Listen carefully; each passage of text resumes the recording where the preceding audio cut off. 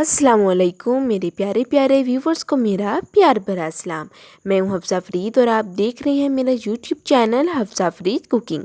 उम्मीद करती हूं आप सब खैरियत से होंगे, खुशबाश होंगे। आज की रेसिपी हमेशा की तरह बहुत ही स्पेशल और यूनिक होने जा रही है।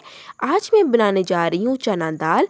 चना दाल की इस रेसिपी में ग्रेवी बनाने का असल तरीका बताऊंगी और साथ ही साथ जो दाल की खुशबू और जायके को बढ़ाने के लिए बड़े रेस्टोरेंट जो ट्रिक इस्तेमाल करते हैं, स्टेप बाय स्टेप तफसील से इस वीडियो में मैं आपको आगे चलकर बताऊंगी। तो आपने वीडियो अंत तक वॉच करनी है। तो चले अब हम बनाना शुरू करते हैं।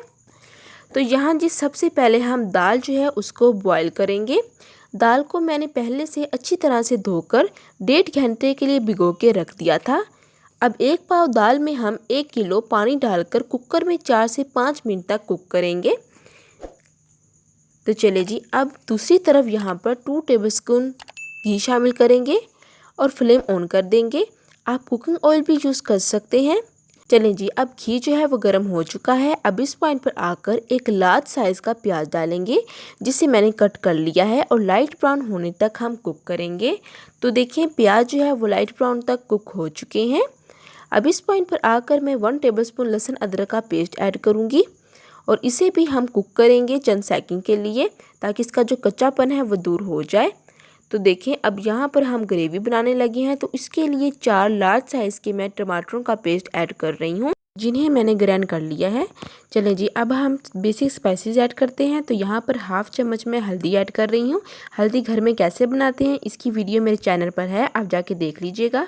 हाफ़ चम्मच मैं नमक ऐड कर रही हूँ, आप हस्बे ज़रूरत कम या ज़्यादा कर सकते हैं।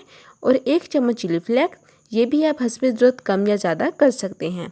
चलें जी अब हम 5 से 6 मिनट तक कुक करेंगे अच्छी तरह से ताकि जो पेस्ट है उसका कच्चापन दूर हो जाए।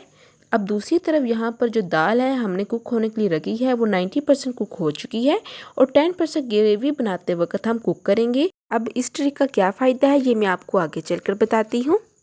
तो देखें दूसरी तरफ हमारी ग्रेवी रेडी हो गई है। ग्रेवी बनने की ये निशानी है कि देखें आपको घी दिखाई देना शुरू हो गया है। इसका मतलब है मसालों की अच्छी तरह से बनाई हो गई है। अब इस पॉइंट पर आकर मैं दाल पानी समेत ऐड करूँगी और 5 से 6 मिनट तक कुक करेंगे। चलें जी अब दूसरी तरफ हम स्पेशल खड़े मसाले ऐड करेंगे। तो यहाँ पर हाफ़ चम्मच सौंफ ऐड किए हैं, हाफ़ चम्मच मैंने ज़ीरा ऐड किया है और 2 बड़े चम्मच साबुत धनिया शामिल करूँगी। और साथ ही साथ यहाँ पर मैं 1/4 चम्मच अजवाइन ऐड करूँगी। दालचीनी के चंद टुकड़े शामिल करेंगे और साथ ही 4 से 5 लौंग शामिल करेंगे। 1/4 चम्मच मैं मेथी दाना ऐड कर रही हूँ। 1/4 चम्मच कसूरी मेथी शामिल करेंगे और 1/4 चम्मच ही पुदीना के चंद पत्ते ऐड करेंगे।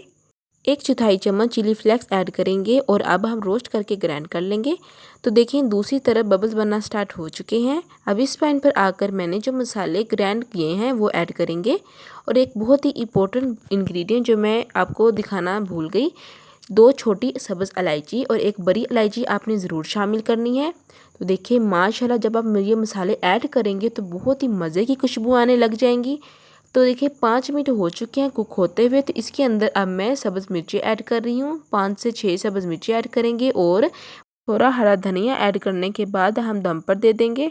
तो देखें 5 मिनट हो चुके हैं दम दिए हुए को। अब आप इसकी कंडीशन देख लें, माशाल्लाह सुबहान अल्लाह बहुत ही मज़े की, बहुत ही शानदार और लजीज हमारी जो चना दाल है वो बन के रेडी हो गई है।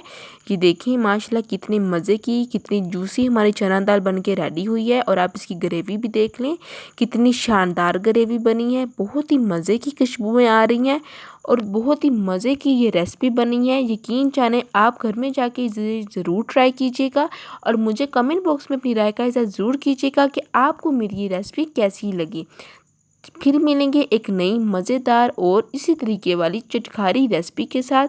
तब तक हफ्सा फरीद को दे इजाज़त। अल्लाह हाफिज़।